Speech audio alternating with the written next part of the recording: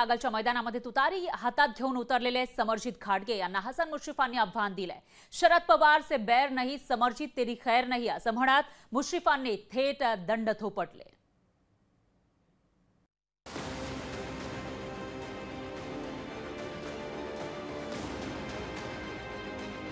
समरजित खाडगेंनी राष्ट्रवादी शरदचंद्र पवार पक्षात प्रवेश केल्यानंतर कागलमध्ये हसन मुश्रीफ विरुद्ध समरजित खाडगे असा सामना होणार हे पक्क झालंय।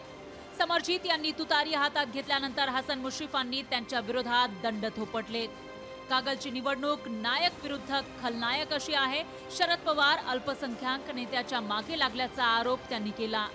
निवडणुकीत समरजित यांची खैर नाही असं आव्हानही मुश्रीफांनी दिलं।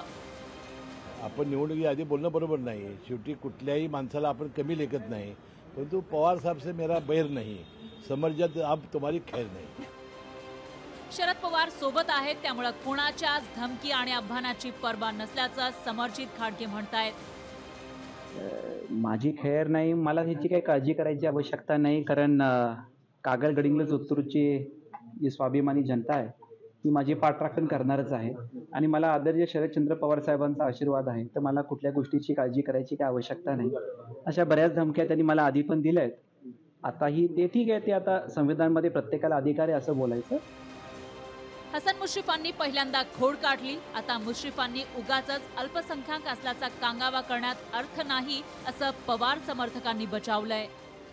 तुम्हाला बरोबर आत्ता आयत्या वेळेस आठवते की मी मुस्लिम आहे म्हणून ते मला त्रास देत आहेत। नाटकीपणा बंद करा, हे ढोंग बंद करा। तुमच्या या ढोंगांना फार किंमत कोल्हापुरात पण मिळणार नाही आणि कागलमध्ये पण मिळणार नाही। हसन मुश्रीफ आणि समरजित या संघर्षाला आता कुठं सुरुवात झाली आहे।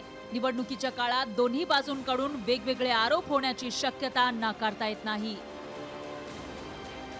सतेज औंधकर, लोकशाही मराठी, कोल्हापूर। लोकशाही मराठी, ऐका, पहा, जागरूक रहा।